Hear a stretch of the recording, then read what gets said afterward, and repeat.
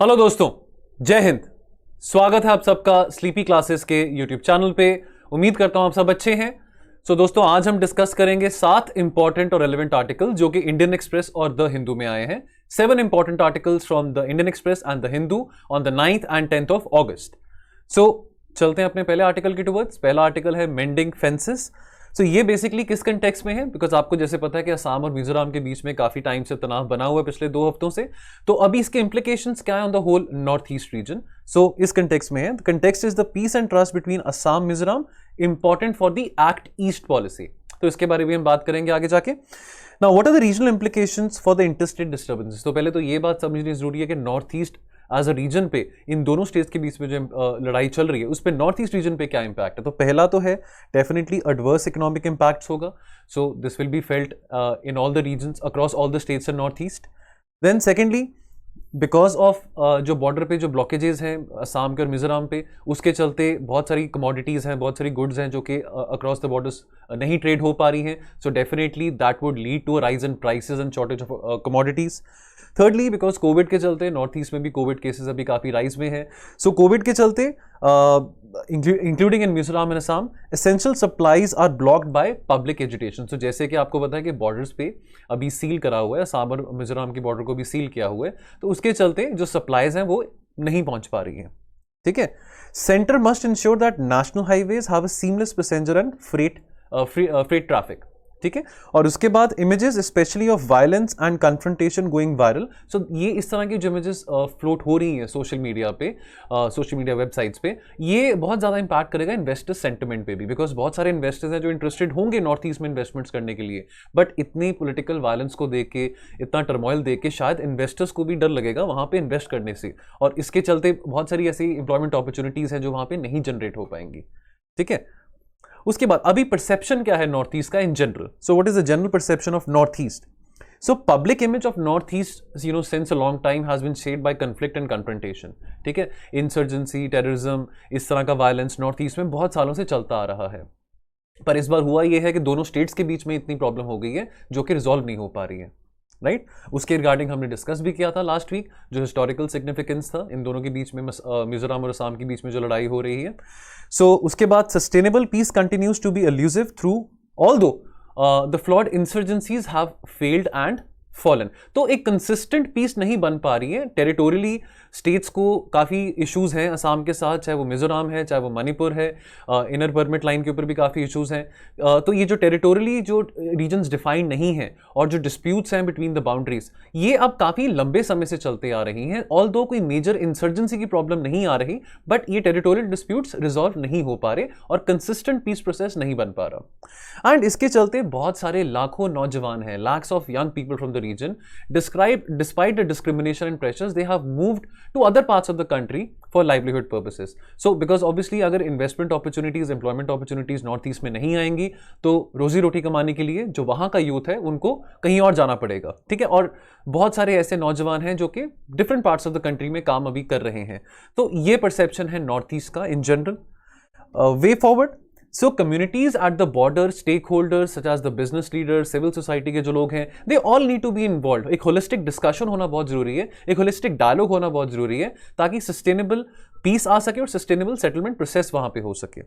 दूसरा, political leaders need to understand that there will have to be give and take. Right. Absolutely Assam dictate नहीं कर सकता अपने terms पे कि असम कहे कि मैं एक बहुत बड़ा स्टेट हूँ, बहुत बड़ा राज्य है, और जो कि है भी, असम में पॉपुलेशन काफ़ी ज़्यादा है, but give and take policy पे ही चलना पड़ता है। कुछ बातें हैं जो कंसीड करनी पड़ती हैं, कुछ बातें एक्सेप्ट करनी पड़ती हैं। राइट। सो ईगो बीच में नहीं आ सकती है when we are resolving disputes. Then development corridor. तो यहाँ पे ये बात करेगी कि अगर ये जो कॉरिडोर है स्पेसिफिकली, अगर हम असम मिजोरम की बात करें, अगर ये डिस्प्यूट्स के कन्वर्ट करके अगर हम इसको एक डेवलपमेंट कॉरिडोर बनाएं, खास करके जो बॉर्डर्स हैं बिटवीन असम एंड मिजोरम, उससे क्या होगा, उससे जॉब्स क्रिएट होंगी, लाइवलीहुड अपॉर्चुनिटीज आएंगी, बेटर इनकम्स फॉर पीपल होगा, और लोगों का जो लिविंग स्टैंडर्ड है वो भी बेहतर होगा। उसके बाद एक्ट ईस्ट पॉलिसी। जैसे कि आपको पता है कि look east policy PV Narasimha Rao ने अनाउंस करी थी इन द अर्ली 90s, और एक्ट ईस्ट पॉलिसी की जो अनाउंसमेंट है वो 2014 में हुई थी under the Narendra Modi administration. Act East policy को थ्रस्ट देने के लिए, एक्ट ईस्ट पॉलिसी को और एक्टिव करने के लिए और इंगेज करने के लिए with other parts of Asia, specially South East Asia, North East में पीस और स्टेबिलिटी होना बहुत जरूरी है, right? So Act East is not just roads and physical infrastructure, so we have to ensure that holistically, because northeast is the bridge to Southeast Asia, so we have to ensure that there is peace and stability in the northeast region. चलिए अगला article, engineering का crisis, ये Indian express में कल आया था. सो ये किस कंटेक्स्ट में आता है? ये कंटेक्स्ट इसका है deficit in technical education in India, right? Now यहाँ पे कुछ इश्यूज इसके बारे में डिस्कस किया गया है, सो वन बाय वन इसके बारे में हम बात करते हैं. सो यहाँ पे कहते हैं दैट 2014-15 के आसपास AICTE अप्रूव्ड जो इंस्टीट्यूट थे, they had almost 35 lakh seats across the country, mainly because इस दौरान एम्प्लॉयमेंट अपॉर्चुनिटीज बढ़ रही थी, राइट? आईटी सेक्टर में काफ़ी एम्प्लॉयमेंट अपॉर्चुनिटीज बढ़ रही थी, उसके चलते बहुत सारे engineering colleges, B Tech courses available थे और बहुत सारे युवा लोग थे जो ये कोर्सेज अवेल करना चाहते थे. फिर एक रिपोर्ट आई है अभी रिसेंटली जो ये रिवील करती है that they were no takers for at least 51% of the 15 lakh seats in 3,291 engineering colleges in 2016 and 17. Now, lack of qualified faculty and non-existent industry linkage. देखिए इस आर्टिकल में इस चीज के बारे में ज्यादा बात करी गई है कि जो इंडस्ट्री लिंकेजेस हैं विद द एजुकेशन सेक्टर इतने इफेक्टिव नहीं है, राइट? अगर इफेक्टिव होंगे तो वो बेटर होगा, टेक्निकल एजुकेशन को भी बूस्ट मिलेगा, और साथ में अब ऑब्वियसली नई टेक्नोलॉजीज आ गई हैं, राइट? आर्टिफिशियल इंटेलिजेंस है, इंटरनेट ऑफ थिंग्स है, ब्लॉकचेन टेक्नोलॉजी है. So there is a need that these technical courses and these technical degrees they have to move away from the IT and develop into other fields जो which are emerging right now. वो बेहतर कब हो पाएगा? जब industry की जो linkages है, इंडस्ट्री की जो अलायंस है और ज्यादा इंप्रूव हो पाएगी, स्ट्रेंथन हो पाएगी with the education sector, specially the higher education sector, right? So since 2015 and 16, at least 50 colleges have been closed each year, and AICTE approved the closure of 63 institutes. So without studying about available employment opportunities, there is no point setting up colleges even in the remotest and backward areas of India. Right? So वो एक interlinkage होना बहुत जरूरी है, एक proper एक connection होना between the industry and the higher education sector, ताकि ये पता चले कि किस रीजन में एम्प्लॉयबिलिटी अपॉर्चुनिटीज ज्यादा हैं, तभी वहां पे इस तरह का इंफ्रास्ट्रक्चर खड़े करने का कोई फायदा होगा, right? Linkages between industry and colleges. So not a single industry body, B it CII, FICCI और ASSOCHAM, not even a single body. So इनमें से किसी ने भी, none of them have managed to effectively inform the education planners on the growth in different employment sectors, right? There have been no tangible steps by the government to set up an independent body ताकि वो advise कर सके AICTE को इस important issue पे. उसके अलावा because there is no credible information on the demand side numbers, investments made by institutions will be only based on the perception. Right? So what are the obstacles in technical education? So पहला है lack of quality teachers इतने efficient नहीं है जो technical degrees में जो technical education colleges में पढ़ाते हैं, राइट? मे बी टेक्निकली ज़्यादा वो बेटर इक्विप्ड नहीं है. अब इतने सारे इंजीनियरिंग कॉलेजेस खुल गए हैं, अब हर कोई कॉलेज IIT लेवल का नहीं होता, हर कोई कॉलेज IIM लेवल का नहीं होता, तो इतने सारे कॉलेजेस खुल गए हैं, तो ऑब्वियसली क्या वो जो टीचर्स वहाँ पे पढ़ा रहे हैं क्या वो केपेबल हैं, क्या वो टेक्निकली इक्विप्ड हैं बच्चों को पढ़ाने के लिए? बात वो आती है. Inability of the management to make adequate investments in a dynamic environment. So the shelf life of skills coming down with every technology. So जैसे मैंने बताया कि IT के अलावा बहुत कुछ आ गया, आर्टिफिशियल इंटेलिजेंस है, इंटरनेट ऑफ थिंग्स है, ब्लॉकचेन टेक्नोलॉजी है, अब ये सब चीजें आ गई हैं. सो कोई भी स्किल है वो कुछ सालों में, 1-2 सालों में चेंज हो जाती है, अपग्रेड हो जाती है, टेक्नोलॉजी अपग्रेड हो जाती है. तो टाइम के साथ साथ टेक्नोलॉजी अपग्रेडेशन के साथ साथ कोर्सेज भी अपग्रेड होने बहुत जरूरी है, right? Now way forward. So An IT heavy curriculum is in every specialization is not called for. So जैसे कि मैंने अभी बताया कि ये कुछ नई टेक्नोलॉजीज हैं जो आ गई हैं, आर्टिफिशियल इंटेलिजेंस, ब्लॉकचेन एटसेट्रा. उसके बाद ये बात करते हैं इस आर्टिकल में कि ठीक है, national pride is non negotiable. तो अगर अभी पीछे एक आर्टिकल आया था जो हमने डिस्कस किया था कि AICTE ने अप्रूव किया है कि 14 तरह की लैंग्वेजेस में टेक्निकल डिग्री अवेलेबल हो सकती है बच्चों को. लेकिन वो सब ठीक है कि हम अपनी मदर टंग में, अपनी लैंग्वेज में पढ़ रहे हैं, बट क्या इससे एम्प्लॉयमेंट अपॉर्चुनिटीज बढ़ेगी? ये सवाल उठता है. इस आर्टिकल में ये एक क्वेश्चन रेस किया गया है that we are in favor of students learning in their mother tongue, but will that increase their employment opportunity? Quality assurance. So देखिए, कोई भी रेटिंग एजेंसी हो, रैंकिंग एजेंसी हो, वो सबसे पहले अगर किसी कॉलेज को या अगर उसके कोर्स को उसकी क्वालिटी के बेसिस पे जज करती है। सो जो पैरामीटर होता है उसको जज करने का उसकी क्वालिटी के बेसिस पे होता है। सो क्वालिटी एश्योरेंस की बात करें तो इतनी क्वालिटी और जो डिग्रीज हैं, टेक्निकल डिग्रीज हैं, ये इतनी क्वालिटी एश्योरेंस नहीं प्रोवाइड कर पा रही हैं। उसके बाद there is an urgent need to reach the unreached with the quality when the cost of education is rising exponentially, right? Lastly, we have to create a truly autonomous quality assurance body. So quality assurance की यहाँ पे बात हो रही है 2-3 points में. We have to create a truly autonomous quality assurance body at an arm's length from the government, manned by eminent persons from the industry as well as from the academics. ठीक है। सो अगर सरकार का interference रहेगा इस तरह की body में तो वो ऑटोनोमस नहीं हो पाएगी। ठीक है। सो एक ऐसी ऑटोनोमस बॉडी बनाई जाए जो कि इस क्वालिटी एश्योरेंस पैक्ट को अच्छी तरह से देख सके, और उसमें कौन लोग होने चाहिए? जो इंडस्ट्री से हो, यानी कि जो आईटी सेक्टर से हो, फिनटेक सेक्टर से हो, जो कंपनीज हैं जो आर्टिफिशियल इंटेलिजेंस की टेक्नोलॉजीज प्रोवाइड कर रही हैं, ब्लॉकचेन टेक्नोलॉजीज प्रोवाइड कर रही हैं, as well as people from the academics.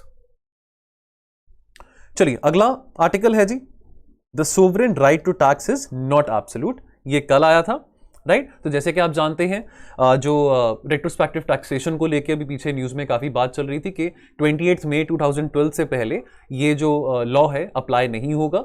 Taxation का जो लॉ अमेंड किया गया है वो अप्लाई होगा 28 मई 2012 के बाद का। ठीक है। सो अगर कोई भी ऐसे फॉरेन एंटिटी है जिसने अपने असेट्स, जो इंडियन असेट्स हैं, इनडायरेक्टली किसी और देश में ट्रांसफर करे हो, तो गवर्नमेंट का राइट है उसको टैक्स करने का, लेकिन 28 मई 2012 से पहले का वो अमेंड कर दिया गया है। ठीक है। तो ये बहुत सालों से डिस्प्यूट चलता आ रहा था।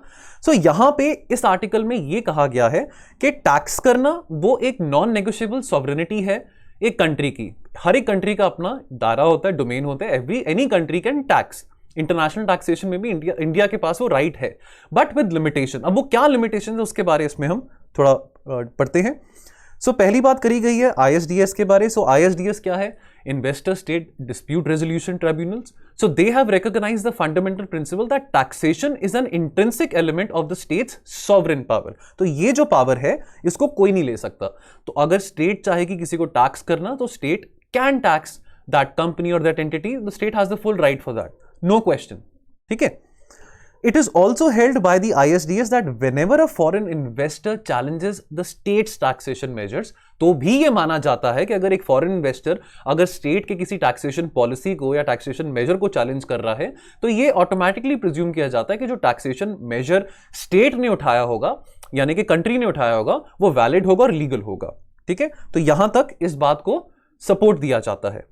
उसके बाद लिमिटेशंस की अगर बात करें, so right to tax that is sovereign, that's fine. Limitations क्या हैं? Now, two most used bit provisions, so bilateral investment treaty (BIT) provisions to challenge a state's taxation measures are expropriation and the fair and equitable treatment provision। यानी कि ऐसे इलिजिटिमेटली या नाजायज तौर पे tax अगर सरकार लगा रही है किसी कंपनी के ऊपर, violating the bilateral investment treaty, तो वो बात पे जो ISDS है इस बात पे क्वेश्चन रेज कर सकता है कि यहां पे स्टेट या कंट्री अपनी लिमिट क्रॉस कर रही है। So under customary international law there are 2 limits. ठीक है। Number 1, the tax should not be discriminatory, right? यानी कि फेयर होना चाहिए। It should be very transparent, the mechanism of taxing. And secondly, it should not be confiscatory, यानी कि unnecessary state को अपनी पावर्स का मिसयूज करके नहीं ये टैक्सेशन पॉलिसी करना। Way forward. Now India's right to tax in the public interest should be balanced with the investors interest of legal certainty. तो जो लीगल जो भी लैक्यूना है, जो भी इन टैक्सेशन पॉलिसीज में जो भी ऐसे लूप होल्स होते हैं, तो ना तो स्टेट को चाहिए कि वो एक्सप्लॉइट करे, इन लूप होल्स को एक्सप्लॉइट करे, ना ही किसी कंपनी को चाहिए कि वो ये लूप होल्स को एक्सप्लॉइट करें। तो जो भी लीगल पैरामीटर्स हैं, they should be very clear and transparent between the state and the investor. Right? Now, amending tax laws, such an action should be justified by a specific purpose that could not be accomplished by applying taxes prospectively. ठीक है। तो कारण, अगर आप tax करना चाहते हैं किसी कंपनी को, कोई भी ऐसी पॉलिसी पे अगर आप टैक्स करना चाहते हैं, जैसे कि वोडाफोन का इशू चला था, केन एनर्जी का इशू चला था, तो आप वो कंडीशन सेट करिए जो आगे जाके भी लागू होंगी। राइट, जो प्रोस्पेक्टिवली भी वो लागू होंगी। ये नहीं कि अगर हम कोई ऐसी कंडीशंस क्रिएट करें जहां पे हम वो टैक्सेशन को रेट्रोस्पेक्टिवली फेवर में कहें और वो प्रोस्पेक्टिवली फेवर में ना हो। States must not act in bad faith towards foreign investors or abuse their right to tax or adopt malified taxation measures, right? Because this will hurt the investor sentiment. After all, अगर investor sentiment hurt होगा तो बहुत सारी ऐसी companies होंगी जो country में आके इन्वेस्ट नहीं करना चाहेंगी, जस्ट बिकॉज स्टेट को अपनी सुप्रीमेसी या जो अपना डोमिनेंस है वो एक्सर्ट करना है इस कंपनीज के ऊपर या इन्वेस्टर्स के ऊपर। सो देयरफॉर ये जो टैक्सेशन पॉलिसीज हैं, टैक्सेशन मेजर्स हैं, ये किसी बुरे इंटेंट के साथ, मैलिफाइड इंटेंट के साथ नहीं इंप्लीमेंट करी जानी चाहिए। India should exercise its right to regulate while being mindful of its international law obligations, acting in good faith and in a proportionate manner, right? So ISDS का जो ट्रिब्यूनल है, इसका व्यू क्या था 2012 की अमेंडमेंट को लेके, जो 2012 में करी गई थी। At that time Pranab Mukherjee was the finance minister.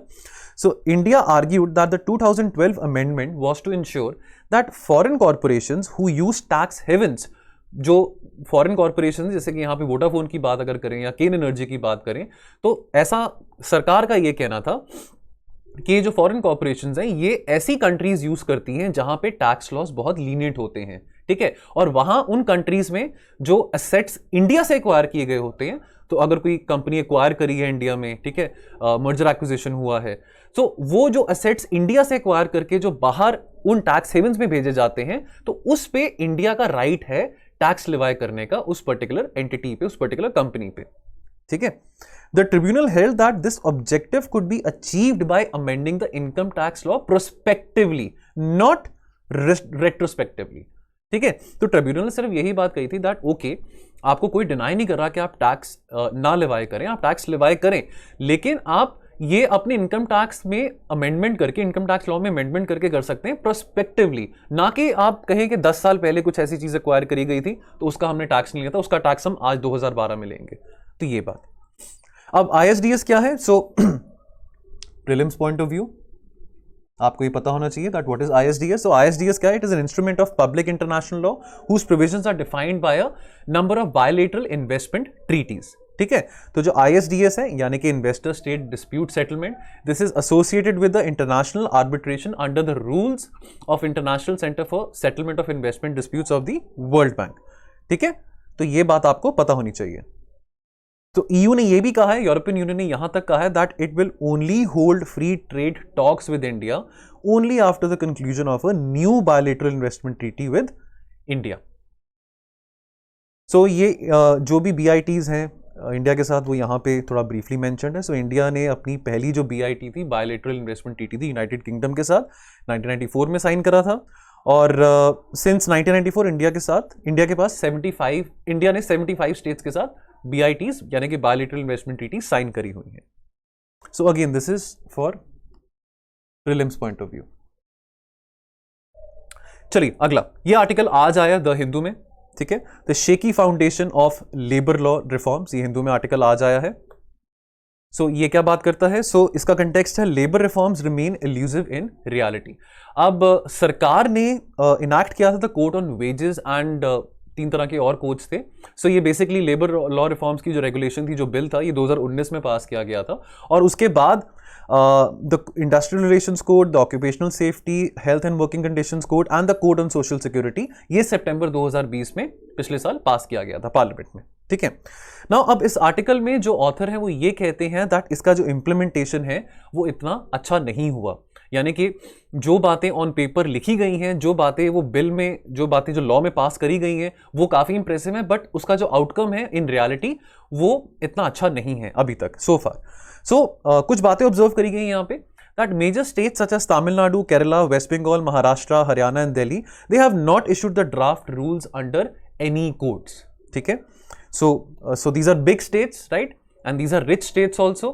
So यहाँ पे बहुत सारे लोग काम करते हैं, I mean lot of labor is involved over here, lot of factories, lot of companies are over here. So this is a point of concern कि यहाँ पे अभी वो जो ड्राफ्ट रूल्स है किसी कोड के अंदर नहीं अभी कोडिफाई करे गए हैं। दूसरी बात, industrial safety continues to be a grave concern even after that enactment of occupational safety, health and working conditions code, ठीक है। तो इसका एग्जांपल यहां पे दिया गया that there have been an increase in number of industrial accidents specially in the automobile industry in Gurgaon, despite having this code.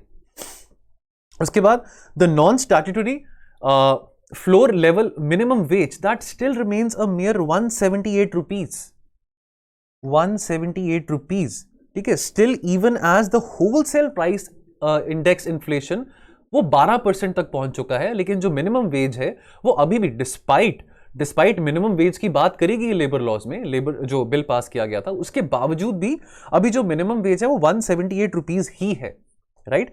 So government had committed to shift the wages to shift the wage index base here from 1965 to 2019. So just imagine 2019 तक जो index base year use किया जा रहा था to set up the minimum wage was 1965.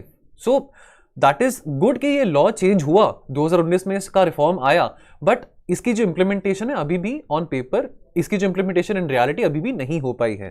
तभी करके यहां पे मिनिमम वेज की भी बात करेगी कि अभी भी 178 रुपीज मिनिमम वेज है। Now conclusion. So the government has failed to provide legal visibility to millions of unorganized and migrant workers even after so many decades and despite direction by the highest court of the land, right? So काफी supreme court ने अपनी हाल ही में काफी judgements में central government को काफी कहा भी था और काफी गुस्से से भी कहा था कि कोरोना वायरस के चलते, क्राइसिस के चलते जो माइग्रेंट क्राइसिस हो रहा था, तो आपने क्या ऐसे स्टेप्स उठाए हैं जिसके करके उनके पास खाना पहुंच सके, उनको और सोशल वेलफेयर बेनिफिट्स पहुंच सके। इसके रिगार्डिंग भी हमने आर्टिकल 2 हफ्ते पहले डिस्कस किया था। सो सुप्रीम कोर्ट ने अपनी तरफ से काफी एक एक्टिविस्ट अप्रोच दिखाई है, क्वेश्चनिंग द गवर्नमेंट, राइट, कि इतना कुछ प्रॉब्लम चलने के बाद, इतनी पैंडेमिक में, महामारी के बाद इतने सारे लोग हैं, और आप जानते हैं कि 90% से ज़्यादा लोग हमारी इकोनॉमी में अनऑर्गेनाइज सेक्टर में यानी इनफॉर्मल इकोनॉमी में इन्वॉल्व हैं। तो ऐसे क्या कदम सरकार ने उठाए हैं ताकि वो इनकी भी सहायता कर सके, इनकी भी प्रोटेक्शन कर सकें, right. So as old labour laws they are still in force despite the enactment of the new code bill, right. So जैसे कि अभी मैंने एक बात करी कि 1965 का वो जो वेज इंडेक्स है वो अभी 2019 तक भी यूज करा जा रहा था। So you know it was high time that was changed. Employers and workers can not enjoy the benefits extended by the courts. अभी तक तो वो नहीं इस तरह के बेनिफिट्स एंजॉय कर पाए हैं despite having so many provisions in the law. India would score impressively on the ease of doing business index. So ease of doing business में इंडिया का रैंक और ज्यादा बढ़ जाएगा अगर एक काम हमारी सरकार कर ले, वो क्या है कि पॉलिसी तो बना रही है लेबर लॉज को लेके, लेबर रिफॉर्म्स को लेके, बनाने के साथ साथ उसकी एग्जीक्यूशन और इंप्लीमेंटेशन का भी अगर ध्यान रखा जाए तो जो हमारा रैंक है ईज ऑफ डूइंग बिजनेस में बहुत ज्यादा ऊपर चले जाएगा।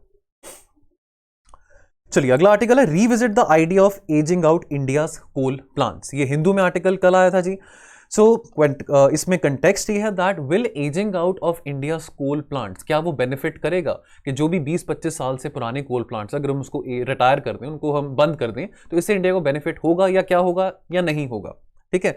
तो ये किस इशू में आता है, क्योंकि फाइनेंस मिनिस्टर ने अपनी बजट स्पीच में इस साल ये कहा था, shutting down of old coal power plants which are major contributors to emissions, the green house gas emissions, this will help achieve India's nationally determined contributions INTC, ठीक है। However, plants older than 25 years make up around 20% of the total installed thermal capacity in the country, right? So obviously they play a very significant role as far as the country's power supply is concerned.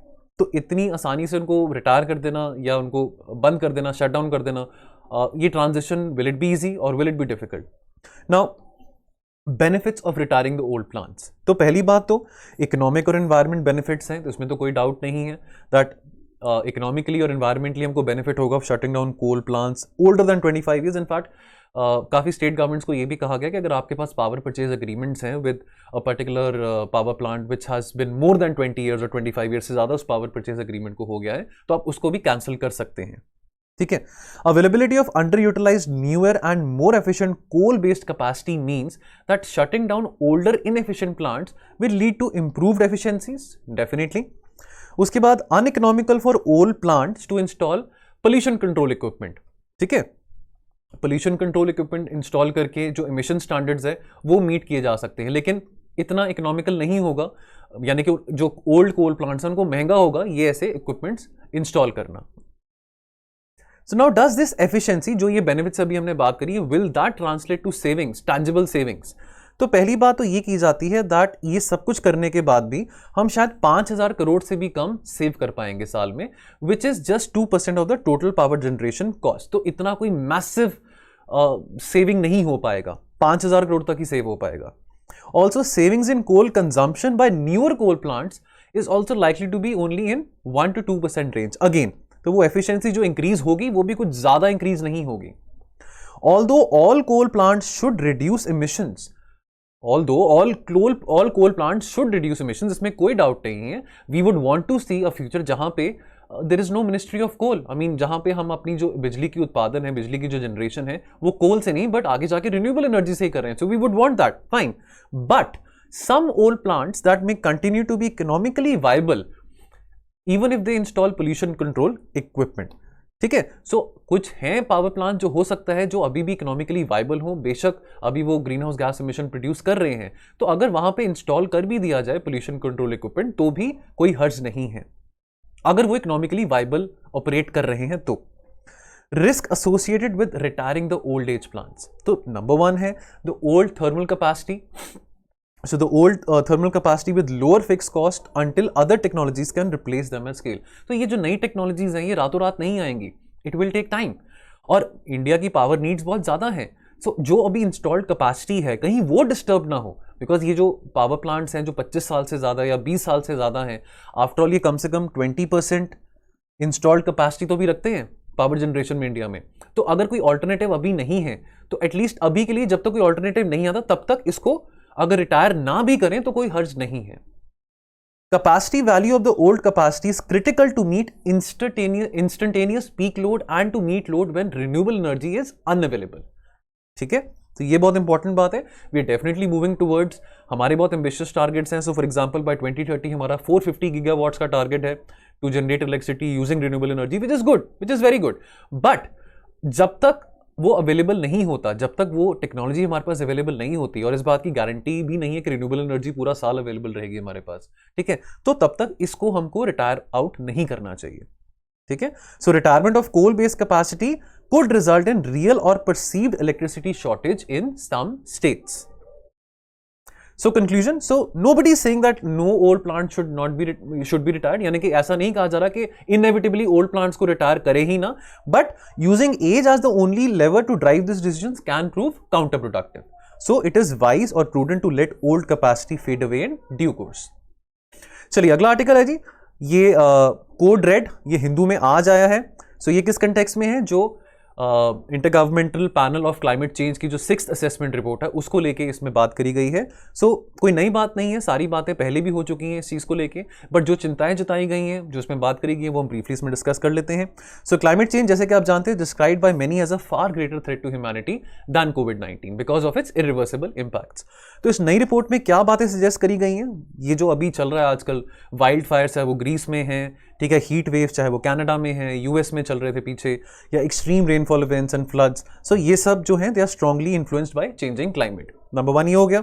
Second, the frequency and intensity in increasing of the hot extremes, marine heat waves, heavy precipitation, agriculture and ecological droughts, cyclones, ये सब भी climate change के कारण हो रहा है, ठीक है। Heavy rainfall over land for instance could be 10.5% wetter in the world warmer by 1.5 degree. So ऐसा इस बात की चिंता जताई जा रही that by the time we reach 2100 तो जो ग्लोबल एवरेज टेम्परेचर है, ये बात भी बहुत सालों से हम करते आ रहे हैं, पेरिस अकॉर्ड के टाइम से करते आ रहे हैं कि 1.5 से 2 डिग्री सेल्सियस तक ग्लोबल एवरेज टेम्परेचर बढ़ सकता है। और इसके चलते आर्कटिक सी का जो आइस कवर है वो भी मेल्ट करना शुरू, ऑलरेडी मेल्ट हो रहा है और ज्यादा मेल्ट कर जाएगा, ठीक है। और इसके चलते there will be massive disruption in the global water cycle as well. A way forward, so countries should move away from the coal and other fossil fuels, right? उसके अलावा deep cuts to carbon dioxide emissions and other greenhouse gases and a move to net zero emissions. तो net zero emissions के towards, जो कि 2050 का जो target है, that by 2050 we have to move towards net zero carbon dioxide emissions, zero greenhouse gas emissions. तो इसके चलते सिर्फ developed countries को नहीं but developing countries को भी, यानी कि इंडिया जैसी countries को भी इस तरह के targets पे commit करना चाहिए, because this is something which will impact everyone, the developed and developing countries alike. और ज़्यादा इसका जो एडवर्स इम्पैक्ट होगा वो डेवलपिंग नेशंस पे होगा, बिकॉज बहुत सारे ऐसे लो लाइंग एरियाज हैं, जब सी लेवल बढ़ेगा तो उसका impact directly in developing countries पे ज़्यादा पड़ेगा, ठीक है। फॉर एग्जाम्पल इंडिया की बात करें, अगर हम अफ्रीका की बात करें, तो यहाँ पे इसका इम्पैक्ट बहुत ज़्यादा होगा, ठीक है। उसके अलावा we have to make sure that there is access to low carbon technologies which is easy and there is adequate funding by the developed countries in terms of mitigating and adaptation efforts. तो ये अब developed countries का effort है जो कि वो इस तरह का योगदान कर पाएंगे, कंट्रीब्यूशन कर पाएंगे towards developing countries, because developing countries की अपनी प्रायोरिटीज हैं,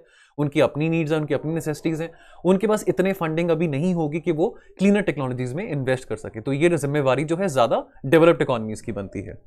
Conclusion: Oceans and land are two important sinks of carbon dioxide. If the emissions continue to rise, then both these ecosystems, terrestrial and aquatic ecosystem, they would be greatly weakened because ये दोनों जो हैं ये natural reservoirs of carbon dioxide act करते हैं। आपने environment में पढ़ा होगा इसके बारे में, ठीक है। और अगर इनकी ability to absorb carbon dioxide अगर weak हो जाएगी, कम हो जाएगी, तो definitely greenhouse gases emissions बहुत ज़्यादा बढ़ जाएंगी।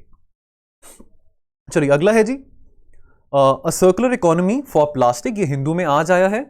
सो ये इंडियन प्लास्टिक पैक्ट की बात करता है। सो प्लास्टिक पोल्यूशन के चलते 22 जुलाई को बड़ा अच्छा आर्टिकल था, वो हमने डिस्कस किया था, micro plastic pollution in the river Ganga. तो आप प्लीज़ उसको भी एक बार पढ़ लेना, आप एक्सेस कर सकते हैं पीडीएफ्स को वेबसाइट पे जाके।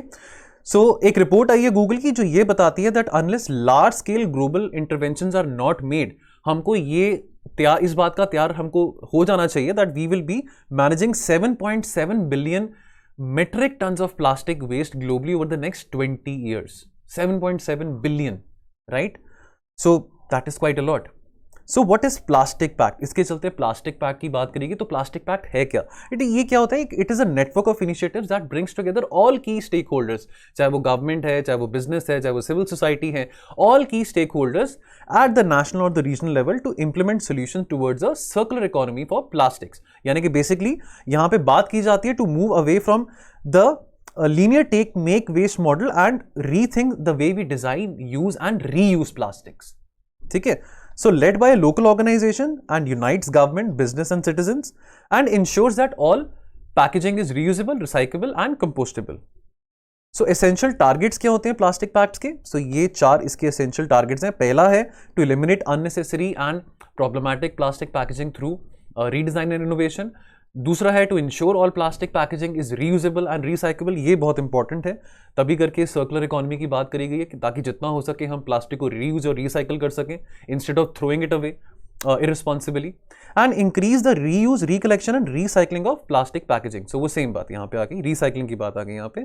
So इंडिया का जो प्लास्टिक पैक्ट है that is the first in Asia. So ये अभी सितंबर में लॉन्च किया जाएगा at the CII annual sustainability summit. तो पहला प्लास्टिक पैक्ट वैसे यूके में अनाउंस किया गया था 2018 में, ठीक है। सो इंडिया का जो प्लास्टिक पैक्ट है this will focus on solutions and innovations. उसके बाद इंडिया का जो प्लास्टिक पैक्ट है this will be active in India and it will link globally with the other plastic pacts also, ठीक है। तो इंडिया एक बहुत रिस्पॉन्सिबल एक्टिविटी करेगा ये प्लास्टिक पैक्ट इनिशिएट करके, specially in south Asia, specially in the developing world. और कोई कंट्री नहीं है जिसने कोई प्लास्टिक पैक्ट डिजाइन किया हो, so India will be one of them.